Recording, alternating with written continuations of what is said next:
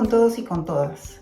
Estamos en un nuevo encuentro, un nuevo diálogo de esta cuarta temporada de Diálogos Educativos. En esta oportunidad nos vamos a encontrar con Leonardo, con quien vamos a conversar de un tema muy interesante y muy vigente, muy necesario también, y es autonomía, creatividad, pensamiento crítico hacia aprendizajes profundos. Buenos días, Leonardo, nos gustaría que por favor te presentes. Hola, ¿qué tal? Muchas gracias por la invitación. Yo soy Leonardo Piscoya, soy profesor de Historia y Geografía de Educación Secundaria, esa es mi formación inicial, y trabajo desde hace 25 años en un colegio particular de Lima, y también llevo el mismo tiempo trabajando en formación inicial de docentes. Empecé trabajando en la Universidad Católica y ahora trabajo ya desde hace 10 años en la Universidad Peruana de Ciencias Aplicadas. Leonardo, durante este tiempo de la educación no presencial, muchos docentes y también en nuestras conversaciones ha estado un tema todo el tiempo de manera constante y tiene que ver con el aprendizaje autónomo, ¿no? Los chicos al estar en casa necesitaban tener recursos para poder gestionar de manera autónoma su aprendizaje, ¿no? Sin embargo, sabemos que esto se desarrolla. Entonces, me gustaría que nos cuentes acerca del aprendizaje autónomo y con qué otros factores se vincula y se relaciona, con qué otros procesos se relaciona.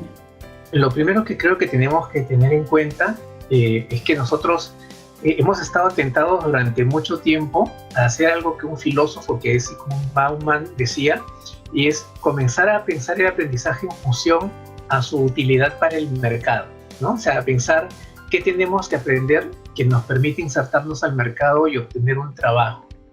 Y frente a esa lógica, hemos ido dejando de lado otra lógica que es qué necesito aprender para poder seguir aprendiendo a lo largo de toda mi vida. Porque esa posibilidad de aprender a lo largo de toda la vida tiene que ver con algo que en este momento además se ha hecho mucho más evidente, que es que estamos viviendo un tiempo de incertidumbre. O sea, nosotros no sabemos exactamente cómo va a ser el futuro, no sabemos exactamente qué trabajo va a haber de aquí a unos años. O sea, si nosotros nos ponemos a pensar en 10 o 20 años en adelante, no sabemos ni siquiera si es que vamos a seguir usando las mismas tecnologías o si vamos a necesitar saber lo mismo que sabemos ahora. Y por eso lo que se necesita es pensar cómo hago para poder yo mismo hacerme cargo de seguir aprendiendo. Y esto tiene que ver con un juego doble, ¿no? Por un lado, hay que aprender cosas que sean útiles, cosas que sirvan, pero también hay que aprender otras cosas que sean valiosas de manera permanente. Y eso que es valioso de manera permanente tiene que ver con lo que nos permite a nosotros también hacernos cargo de nuestra propia vida. O sea, con ir ganando autonomía no solo en cómo aprendo, sino también autonomía en cómo yo descubro qué cosa es lo verdadero, qué cosa es lo correcto, qué cosa es lo justo, y también el que yo pueda ir asumiendo cada vez más control sobre mis posibilidades de decidir. Estos procesos de autorregulación creo que hay que entender que están vinculados a un marco mucho más amplio, que es el de la posibilidad de autodeterminación de nuestros estudiantes y de las personas en general. Y la autodeterminación tiene que ver, en principio, con dos conceptos que son claves. Por un lado está el de nuestra autonomía cognitiva, o sea, que nosotros podamos descubrir qué información no solamente es valiosa, sino que cumple algunos requisitos y pasa algunos filtros para que podamos considerarla verdadera, pero también con otro filtro importante que es el de la autonomía moral, o sea, el de que nosotros podamos ver qué cosa es lo correcto, lo justo, lo bueno, lo deseable. Y esto va amarrado a otras cosas, como por ejemplo, qué niveles de independencia tenemos también en nuestras relaciones sociales o qué niveles de independencia tenemos para poder manejarnos también en nuestra vida cotidiana y también para que podamos saber con claridad qué cosa es lo que nos mueve o lo que nos motiva. Entonces, creo que hay que mirar estos procesos de aprendizaje autónomo dentro de esos dos marcos más amplios, ¿no? Por un lado, el de la autorregulación y por el otro lado, el de la autodeterminación. Y allí yo creo que es clave que tanto los profesores como los papás puedan tener claridad acerca de que para poder funcionar necesitamos tener la posibilidad de ejecutar varias tareas. Y esas tareas tienen que ver con lo que hemos aprendido todos, ¿no? O sea, poderme centrar en cuál es mi objetivo o mi meta, poder descomponer varias tareas, poder resistir también cosas que interfieren en el camino, poder modificar el rumbo cuando me doy cuenta que no funciona lo que estoy haciendo. Y ahí es donde yo finalmente me estoy haciendo completamente responsable sobre las decisiones que estoy tomando. Entonces, si no hay reflexión y discernimiento como otros dos procesos necesarios, entonces no va a funcionar este proceso de aprendizaje autónomo. Leonardo, muy interesante lo que nos estás comentando, cómo el aprendizaje autónomo tiene que ver con la creatividad, con el afecto, con el contexto, con la motivación. Entonces, me gustaría que nos compartas con nosotros qué estrategias a ti te han resultado en el trabajo en aula. ¿Qué estrategias, qué recursos utilizas tú? ¿Qué has hecho? Que nos cuentes algunas experiencias de qué has hecho tú que te ha dado resultado y que están directamente dirigidas a lo del aprendizaje autónomo.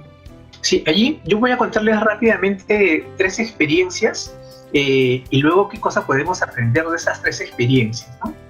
Una primera, por ejemplo, fue que durante este tiempo en el que había que trabajar desde casa, yo les planteé a mis estudiantes, como parte del trabajo del área de ciencias sociales, que lo que íbamos a hacer era planificar un viaje y que íbamos a seleccionar puntos que tenían que cumplir con algunos requisitos, ¿no? Por ejemplo, que tuvieran interés histórico relacionado, por ejemplo, al mundo antiguo, que tuvieran interés personal, o sea, que para ellos fuera atractivo el lugar que querían visitar, que además tenían que incluir un número de destinos suficientes y además combinar una cantidad de países y de continentes, y teníamos que hacer la gestión completa, ¿no? Desde aprender a definir el itinerario hasta convertirlo luego en un plan de viaje que incluía también costos, incluía también el que pudiéramos pensar en cambios de horarios, o sea, teníamos que tener todo esto en mente. Y finalmente convertirlo en un diario de viaje, o sea, como si realmente hubieran viajado y tuvieran que contarle a los demás lo que hicieron. Una segunda experiencia bastante interesante que hicimos fue que teníamos que aprender a argumentar utilizando evidencias. Y entonces utilizamos una matriz muy sencilla de aprender a identificar tesis, argumentos y evidencias, y sabiendo que estas evidencias tenían que superar algunos filtros mínimos de veracidad. Y lo tercero fue utilizar estas informaciones para participar en un foro real en el cual ellos gestionaban desde la creación de las temáticas de discusión hasta las entradas. La última experiencia que hemos hecho que resultó también interesante con los estudiantes fue seleccionar ellos mismos temáticas vinculadas a los intereses adolescentes que a veces los adultos no entienden. Explorarla a profundidad, preparar una presentación como para que alguien que nunca se ha aproximado al tema lo pueda comprender, y luego había que seleccionar las mejores de las presentaciones para poder organizar una feria virtual que era nuestra jornada entre padres e hijos, ¿no? Y que además la hicimos en una plataforma que es la que ellos utilizaban como red social, que es una plataforma que se llama Discord. ¿Qué cosa fue lo curioso de estas 3 experiencias? Lo primero es que tenemos que lograr, para que haya autonomía en el aprendizaje, el que se produzca involucramiento afectivo. O sea, como decía yo en la parte anterior, los procesos cognitivos son importantes, pero también los procesos socioafectivos. O sea, ¿qué me mueve? ¿Qué me impulsa? ¿Qué cosa es lo que me moviliza? Tiene que ser parte de lo que yo hago consciente mientras estoy trabajando. Entonces, planificar el viaje soñado es algo que de todas maneras me va a mover. Pensar cómo yo le voy a contar a mis papás por qué de repente los videojuegos o las películas o las series para adolescentes, o por qué existen plataformas que de repente ellos no conocen, es algo importante, también me involucra. Lo mismo sucede en el caso de discutir sobre algo que a mí realmente me resulta importante. Por ejemplo, hubo equipos que discutían sobre si debería haber más requisitos para ser presidentes que los que tenemos ahora, o para ser congresistas, ¿no? O para poder ser un funcionario público. Una segunda cosa importante, aparte de este involucramiento afectivo, es que tenemos que darles la oportunidad de hacer primero una aproximación a una experiencia que ya está modelada, ¿no? Y entonces yo lo que hacía era presentarles ejemplos de producciones de otros estudiantes de otros años que les permitieran saber qué es lo que yo estaba esperando. Pero luego había que llevarlos a que hicieran prácticas mucho más autónomas. ¿no? Y estas prácticas más autónomas suponían que ellos comenzaran a correr algunos riesgos y a evaluar hasta dónde querían llegar. El siguiente paso es lograr modificarles el escenario, ¿no? Y entonces, mientras ellos estaban planificando los viajes, de repente yo les decía, aquí hay una aplicación que te puede ayudar a pensar mejor cómo puedes hacer conexiones más baratas. Y entonces, ese descubrimiento de que, si yo me quedo tantas horas en el aeropuerto y tomo tal otro vehículo y me ahorro una noche de hotel porque duermo en el bus y hago tal otra cosa, obliga a que uno comience a hacerse también cargo de qué otras estrategias necesita. Y lo siguiente es exponerlos o animarlos a exponerse a situaciones en las que ya ellos puedan manejarse solos. Y esto es importante para los maestros porque tenemos que pensar que no todos nuestros estudiantes están en el mismo nivel de autonomía al momento de aprender. Con algunos tendremos que pensar en estrategias cuando están en un nivel de inicio, con otros tendremos que pensar en qué hacemos con los que ya están en niveles en los que pueden tomar decisiones y regular con mucha más facilidad, y con otros podemos pensar en proyectos de repente mucho más complejos, ¿no? Porque aquí lo interesante es que aprender a regular el propio aprendizaje o hacerse autónomos pasa por crear las condiciones ambientales que necesitamos para poder aprender, pero también tener claro cómo estamos pensando nuestros propios procesos ya en el proceso de aprender directamente, ¿no? Muchísimas gracias, Leonardo. Creo que tus experiencias concretas, pero a la vez iluminadas por la teoría, por todo este manejo que tienes a nivel más cognitivo, de los procesos que se dan, ha sido súper interesante. Sí, muchas gracias más bien a ti por la invitación. Y una cosa que quisiera que tuviéramos siempre en mente, hay que pensar que el aprendizaje autónomo lo que nos permite es ser mejores personas. O sea, el aprendizaje autónomo no es sino otra manera de contribuir al desarrollo humano de cada uno de nuestros estudiantes. Te agradecemos mucho, y a todos los que nos están siguiendo en esta 4ª temporada, los esperamos en el siguiente capítulo. Gracias.